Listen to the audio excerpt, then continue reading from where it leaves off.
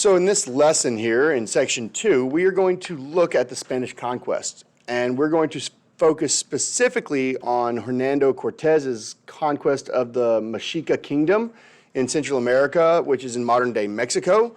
The Mexica people, that's interchangeable with Aztec, right? The Aztec people. Okay, but we're going to say the Mexica people, that's kind of more in line with what they were. I mean, they were the Aztec, but we're going to call them the Mexica Kingdom for the purposes of this class here. And Cortez comes into the capital city, and we're going to talk about his attack on their capital city of Tenochtitlan. And he has less than 500 Spanish troops with him when he shows up in Tenochtitlan to attack the city and the city's inhabitants. And there are estimates that, kind of vary, but generally we would say there's anywhere from 250,000 to 500,000 Mexica people living in this city. And so take note that it does kind of raise this question of how does Cortez, with so few men, managed to conquer such a vast empire of the Aztecs, the Native American empire? And that's the question that we're really going to try and explore in this lesson. So, we talk about how the Europeans named the Americas the New World, because of course it's new to the Europeans, but that doesn't mean that it's empty, right? We know for a fact that there had been people living there for probably, the earliest evidence is somewhere around 6,000 to 8,000 years ago of real civilization beginning and people living in the North American continent, which kind of dates back, if you think, back to the time of Mesopotamia and the ancient Near East and some of those civilizations. So it's almost as though something around the 6,000 to 8,000 BC range changed worldwide in a way that allowed people to go from being strictly nomadic to being able to, have sustained agricultural growth and domestication of animals, which I think is a really interesting thing to look at. What possibly could have happened between 6,000 and 8,000 years ago that would have allowed that to happen, right? And the fact that we see this happening in ancient Near East, there in Mesopotamia, we see the Egyptians, we start seeing people, cave drawings around that same time in Europe, in Asia, we start seeing in the Indus River Valley. Also, we start seeing it in North and Central America and South America around the same exact time frame. Now, there's a lot of speculation as to why that is. We're not going to get into the weeds of that, but I do want to maybe kind of lend an idea here. There's a great argument that could be made that the natural cycles of Earth, the cold and warm temperatures, it's very possible that around 6,000 to 8,000 years ago, we are coming out of a cold stretch, like an ice age, whether it was a long or a short ice age, and that because the global temperatures begin to warm up a little, that's going to be more conducive to the growing of vegetation. And when you can start growing vegetation, and it's going to start seeing more regular weather patterns and more regular flooding from river systems, that's going to open it up to allow that to happen. So that's kind of an aside there. But pre-1942 or 1492, in America is really difficult to pin down how many people live there because of the civilizations are so spread out, because there's such a wide variety of civilizations there. And obviously the native civilizations there are not exactly keeping accurate population records, right? We don't have evidence of like a census or anything like that we have remaining. Doesn't mean it didn't happen. We just don't have a record of it. But the estimates are, common estimates, that there's somewhere between 50 to 70 million Native Americans, native inhabitants spread out across North America down through South America when the Europeans first arrive and make contact. So what we're going to be looking at specifically are the inhabitants who live in modern-day Central America, particularly in Mexico. And again, the main group that dominate that area is known as the Mexica people. the Aztecs. Now, they probably originated around modern-day Texas. They started to migrate southward during the 15th century, the 1400s, and they start moving. The stories tell about their migration is that the gods tell them to move. And they say, hey, y'all need to start moving south. And that the gods are going to let you know when you arrive where you're supposed to be, you're going to see an eagle. And an eagle was a very big religious thing to these people. Interestingly enough, we also see a lot of eagle imagery in the Egyptian culture, right? In ancient Near East culture, we see eagles as prominent figures in Spain and a lot of those cultures, and the Romans as well.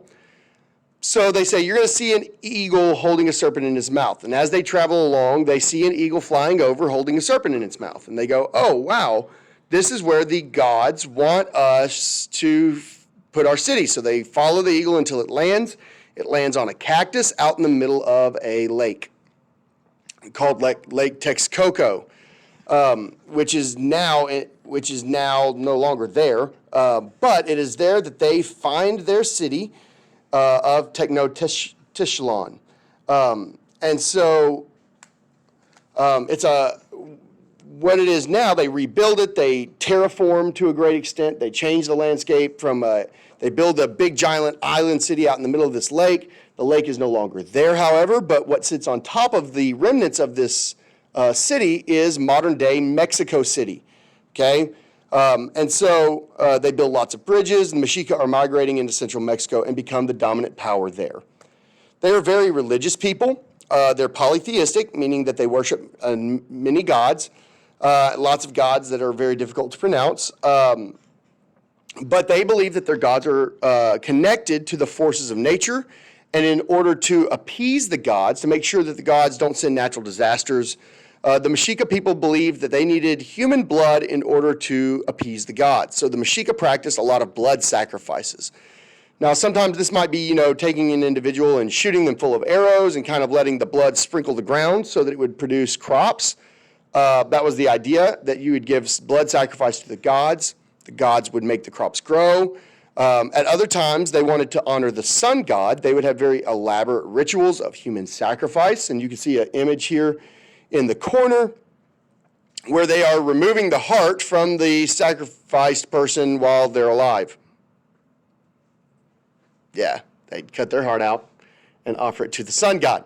Take them to the top of the pyramid, closest to the sun that they could get, and be like, look, this is for you. And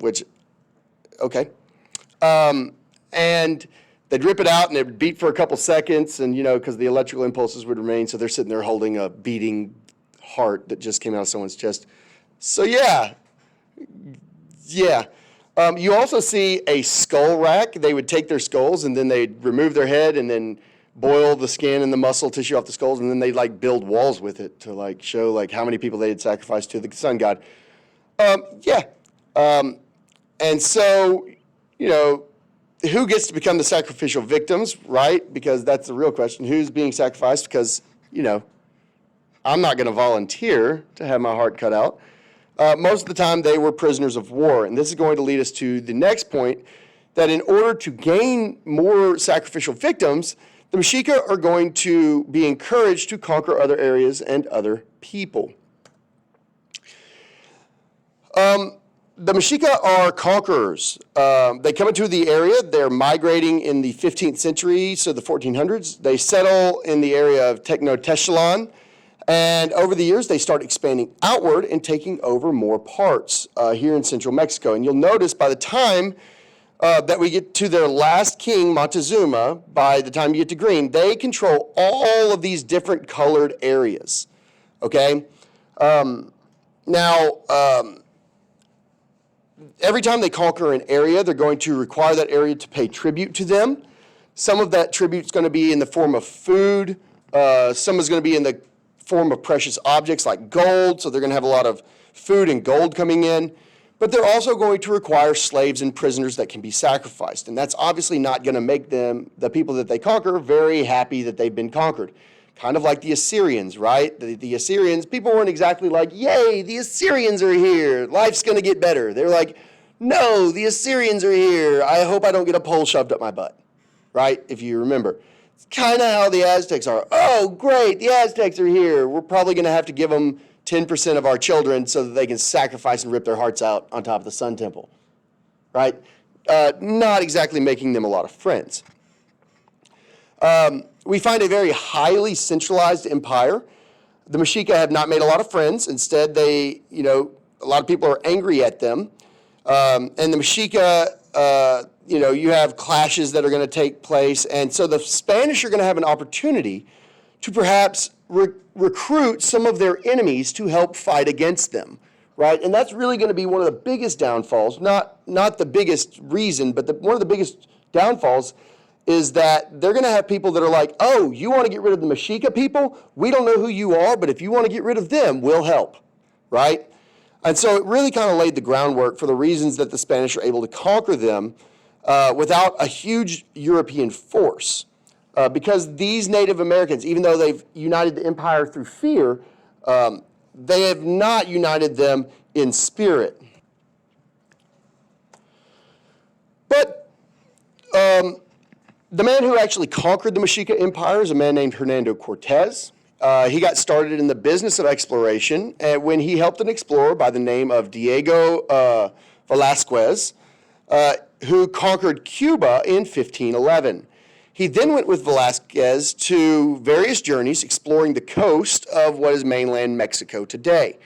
So in 1518, he actually secures permission from Velázquez to launch an expedition to explore the area of Mexico itself. Now, why are they exploring? Well, when they conquer Cuba, they find gold, they find precious items, and they say, hey, this is great, we love this gold stuff. And the people there, the natives there are going, hey, maybe if we tell them where there's more of this, they'll leave us alone and go mess with them. So they start saying things like, hey, you think we have a lot of gold here? Boy, you should go see the Mexica people. Their capital city is made of gold. Cibola, or what becomes known the Spanish idea of like El Dorado, right? There's a city made of solid gold and all of this, right? Like, wow, you should go find that. And so Cortez gets permission and he decides, I'm going to go out and, try and find it. Now, Velázquez starts to become suspicious that Cortez is actually in this only for his own glory. So at the last minute, he rescinds his permission for Cortez to leave on this expedition. But Cortez pretends, he was like, they go, hey, Velázquez has a message for you, right? And Cortez is all loaded up. He's got all the supplies. He's ready to sail out. Boat rows up, and they're like, hey, Velázquez says you can't go. And Cortez is like, what? I can't hear you. What? Bye. Okay, bye. Sorry, what was that? I didn't hear you. Right? And he pretends, and he launches his expedition.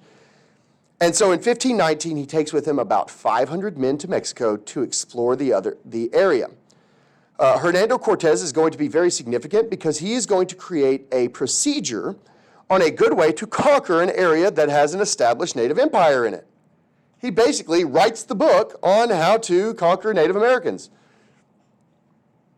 And it's going to become part of a larger strategy that other Spanish explorers are going to adopt.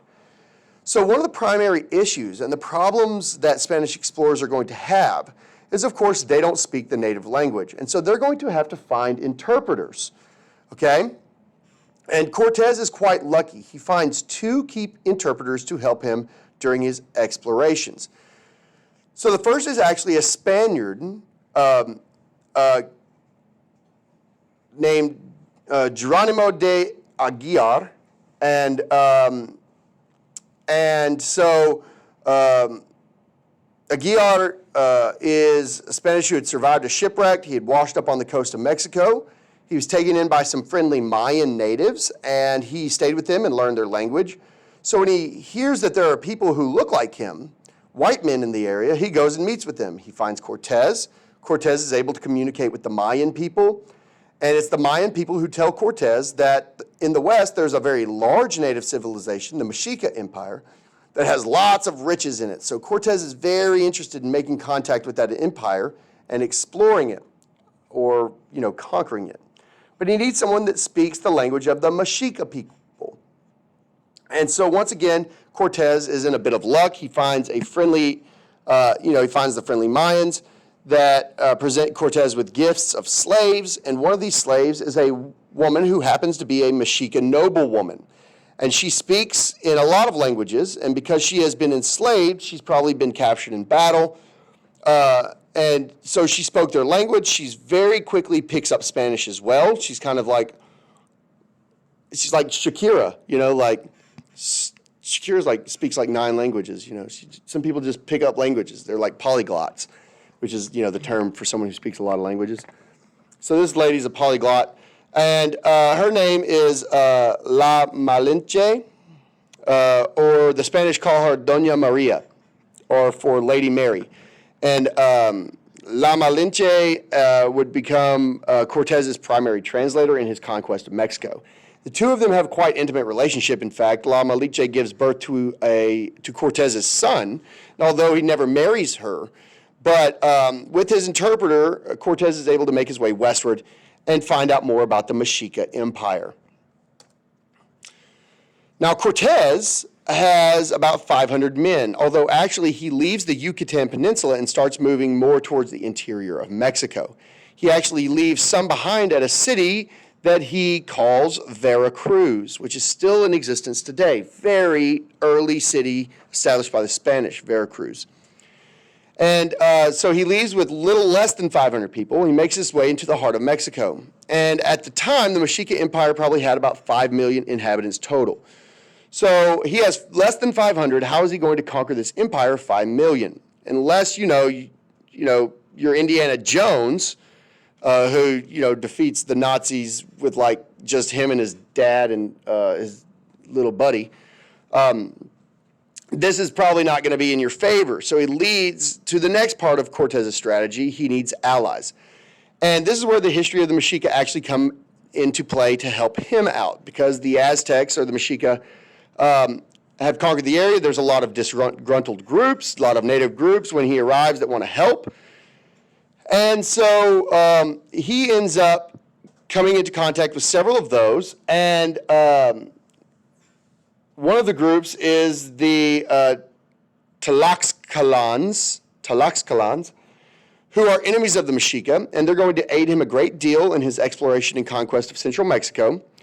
And you can see that the aid he gets from his allies in the story of the ambush of the city of Cholula, or Chula, was one of the bigger cities within the Mexica Empire. When Cortez arrives there, he meets with ambassadors from Emperor Montezuma, Montezuma II, and his allies warn him that the Mexica ambassadors are not to be trusted, and that in fact the city is preparing to ambush the Spanish. And so with this advanced warning, Cortez is able to turn the tables on them, and instead he leads his native allies, the Tlaxcalans, and they sabotage the Mexicas there in Cholula, and he's able to totally defeat them. So the ambush fails against the Spanish. He wins the victory. Now, it's important to point out that had he not had the warning from his allies, it's very likely that he would have been killed. Now, that one little thing could have greatly changed the history of North America, entirely. But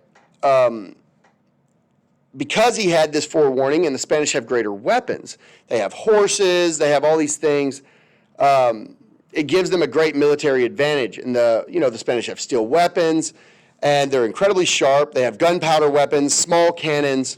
They also have, the blunderbuss, which is an early form of a musket.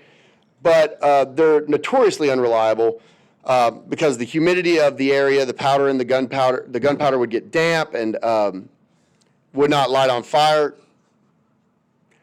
And also the musket balls didn't go very straight. So the Mexica warriors, they're fighting with arrows and have knives made out of obsidian, which is like a black rock, like a black volcanic rock almost. So definitely the Spanish have an advantage. He realizes that his weapons are enough to gain victory. He deploys them very well.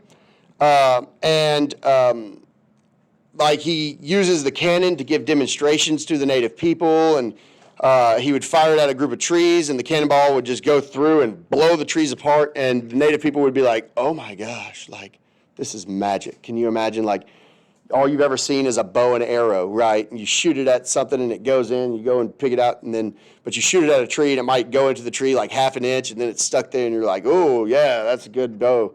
And then he takes a cannon and blows 15 trees to smithereens. And then they're like, oh, wow. Don't shoot that at me, please, right? And so, right? And so also this big giant boom, it'd be scary, quite violent. He defeats many of these groups that fight against him, that push back against him. And believe it or not, if he encountered a group that would fight against him, it would be totally ruthless. I mean, there's evidence that he would defeat people, he'd cut their hands off and their heads off, and then put them in baskets and send it back to the chiefs. Be like, this is what happens when you fight against me. And so they're horrified that Cortez would do this, and you're like, dude, this guy's scary. We should be allies with him, and then they'd go and they're going to help him fight the Mexica people. Cortez's expedition the main goal is to accumulate gold and silver over time. The Spanish are known for, wanting to know where the gold and silver are. You can see this native resource. It's an image from a native document, and the American Indian asking, the Spanish, hey, what do you guys eat? And the Spanish is telling them gold and silver. So they're literally telling them like, oh, are you hungry? What do you want? And they're like, we want the gold. It's an exaggeration. But places like Florida and South America, Europeans and natives, they're making up these stories about how much the Spanish want gold and silver. And it's definitely their primary goal of Cortez's expedition. And so he's going to make his way to Tenochtitlan, and because he's quite rightly surmises that the capital city is going to be where the money is. He arrives at Tenochtitlan, and he meets the Emperor Montezuma II, and you can see that there's an image of him meeting with the emperor up here. And you can see Doña Maria acting as interpreter, and Montezuma will actually welcome Cortez and the Spanish into the city. Now, he does say that all of Cortez's native allies have to stay outside the city, right? But he invites the Spanish inside. And when you read the native documents, some seem to suggest the reason Montezuma is willing to invite him in is because that he thinks that perhaps that Cortez is a god. Now, there are some ideas that's called that into question. The word Taile, or whatever, can be translated as God, but it could also just mean a very mighty or powerful warrior. So some of the newer translations and research being done think that he didn't think he was a god, but he had heard stories about how powerful he was, and he didn't want to make him mad or something like that. So he invites him in, and he's viewing Cortez as an ambassador of the King of Spain. And inviting ambassadors into your capital city is, quite common in Montezuma's culture. And he may have also done this because he's sort of suspicious of Cortez, and he wants to bring him into the city where he can keep an eye on him and maybe control him and separate him from his allies. Unfortunately, it was the reason that he brings him into Tenochtitlan that ends up backfiring, because Cortez actually ends up taking Montezuma prisoner. And this becomes part of his strategies to control the ruler, and takes Montezuma prisoner. He also demands that the native people bring gold and silver, kind of like a ransom almost, right? And so Cortez pretty much seems to be in control until he hears that Diego Velázquez, who is now the governor of Cuba, is sending an expedition to come after him. Because remember, Cortez really doesn't have permission to explore and do all of this stuff. So Cortez leaves with a small contingent of Spaniards. He leaves one of his lieutenants in charge of the city. Now, while he is gone, his lieutenant kind of gets spooked. He kind of gets nervous. He starts realizing that maybe the Mexica people are not, buying all in on this idea that we're friends. Like they start realizing like maybe they're keeping us prisoner here, even though it seems like we have the upper hand. Do we really?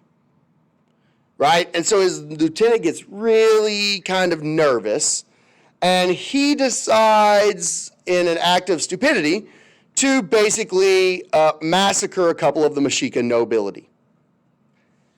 Whoops. And the Mexica people don't like that. And there gets to be an uprising, and they start massacring the Spanish, and they start to revolt. And by the time Cortez returns to the city, he finds everything in chaos. And he has to help the Spanish flee the city. And the Spanish histories, this is known as Noche Triste, or Noche Triste, I don't know, or the Sad Night.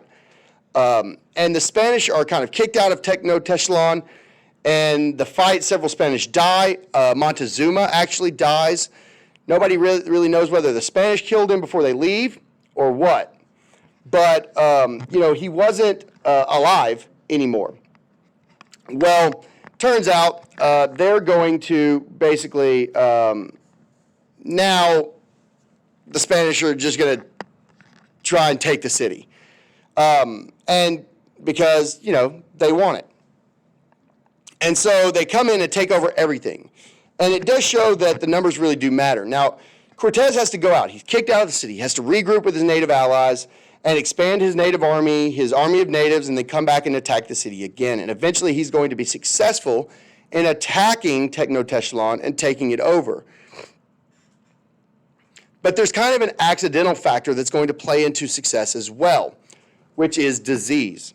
And so after Cortez and his people leave the city, some people start coming down with smallpox. Now, the natives have no immunity whatsoever to smallpox. And this is going to ravage the city after the Spanish leave. Now, there's a lot of how does smallpox get into the city? And there's really two competing ideas. So one idea is that one of the Spanish that get killed in the city, before they leave, he gets killed in the city, and it's very possible that he already had smallpox. He was infected with smallpox, but he wasn't showing symptoms, right? He was maybe asymptomatic, but he was a carrier, or that he was starting to get sick. He dies and stays in the city. Well, it's possible that the Aztecs, the Mexica people, see this as, hey, we killed him. We're going to, display his body. Well, if you display somebody that has smallpox and you have people going around it, they're going to catch smallpox. Another thought was perhaps somebody who had smallpox with the Spanish was captured alive. They then take him to the Sun Temple god, or the Sun Temple, do their human sacrifice, rip out his heart, get their blood all over him, and now they all have smallpox, and it starts to spread from there. Then there's the more sinister idea, and this had been kind of the dominant theme, was that perhaps Cortez understood. When he gets back, he goes, hey, guys, that was some rogue guys. We're sorry. Look, we realize we don't want to mess with y'all anymore. We're going to give you some gifts. And the idea is that they give them a bunch of blankets that have smallpox on them as a gift. Well, after about 3 or 4 months, 40% of the population is dead. Now, remember, Tenochtitlan had possibly 1 million people living in it. Within 3 or 4 months, 40% are dead. The ones that are not dead are very weak. They're not doing very well. Remember, it's out on an island in the middle of a lake. There's nowhere to go. So when the Spanish do decide to finally attack again, they basically can just walk down the street and shoot people in the head. Like, there's no resistance whatsoever for the most part. Those are the 3 general ideas. We don't really know for sure, but we do know that Cortez, basically, once he conquers them, he organizes them into what's known as the encomienda system. The encomienda system operates very similar to the manorial system that we talked about. The encomienda system, the Spanish followers of Cortez are granted parcels of land, and natives as slaves who will work the land for them. So this idea is that they'll work for the Spanish, and they will return. In return, the Spanish owner will protect the natives and will Christianize them. Hey, we are conquering you, but let me tell you about Jesus, our Lord and Savior. That makes it right. We spread the gospel to them. And so the natives gain their protection. They get educated by the Spanish, meaning that they become Christianized in return for work for the Spanish. And this is supposed to be a mutual beneficial system. Unfortunately, it becomes very exploitive. Most of the Spanish owners do not treat their native people very well. They instead exploit them. And eventually the encomienda system will be overturned by the Spanish crown because of the poor treatment of the Native Americans. And that's a good thing. The encomienda system, though, then gets replaced by African slavery. So, you know, there you go. Other things that come out of this, the other means of control that the Spanish are going to exercise is Christianity. They Christianize the natives, and they say, we're going to convert all of you to Christian. And we kind of see the negative use of Christianity because it was used as a means of control. The natives are told that they must be loyal to the Spanish because otherwise God will send them to hell. And they're using Christianity for political purposes, which, you know, Christians should frown upon. In any event, we see that what's happening here is Cortez has effectively used his native allies to take control of the city. Then he implements the encomienda system, and all the other natives who saw him defeat the Mexica people, it turns out Cortez is no friend of theirs either, because after he defeats the Mexica, he then turns around and conquers all the people that helped him do it. So then all of Mexico basically falls under Spanish control. Again, we see that disease had destroyed about 40% of the population in central Mexico. Other parts of Central America, we see the death rates even higher. Like in the West Indies and the Caribbean, we see that there's estimates about 90% of the native population was wiped out by European diseases. So the populations of America, we say, was between 55 to 70 million people in 1492, okay? By 1650, so what is that? 1492 to 1650, we're talking about 150 years. They estimate that the total population of Native Americans living in Central America, the West Indies, and the Caribbean, South America, North is down to about 6 million. So we're talking 90 to 93% of all Native Americans are dead within 150 years. That's insane. Other factors we see beside the diseases, accidental, of native disunity. The natives are not seeing the Spanish as a threat to all of them, and so they're able to exploit this disunity. And so we saw that, he's able to use their disunity to defeat the Mexica and then turns him on them. But those are the two things, disease and native disunity. Also, their better Spanish weapons are kind of a minor factor, but they can't be ignored. One thing, though, that they gain is riches. They find a lot of gold and silver. The gold and silver that Cortez is able to collect not only makes himself personally rich. In fact, Cortez is going to gain a noble title and have control over a portion of central Mexico himself. He's appointed the governor of Mexico by the King and Queen of Spain. We also see those riches are going to make Spain very large. And as we noted, the Spain are going to use a significant amount of those riches to purchase Asian goods. The other significant thing that we see coming out of Cortez's conquest of central Mexico is that the strategy that we saw, find an interpreter, get native allies, use violence, show them how powerful you are, conquer the empire, then turn on the people that helped you. This is going to be used over and over and over, especially by a guy named Francisco Pizarro, who is going to use that to conquer the Inca Empire in South America. And he is going to wipe them out in like 1532. And so just like Cortez does. And so the Spanish have developed this methodology for controlling large native populations and dispersing and decentralizing them so that they have more control. Okay? And that is really going to just kind of go through and talk about all the different ways in which the Spanish are going to implement their strategies in North America and Central America. Okay? And that's the end of our section here on Cortez and the Mexica people.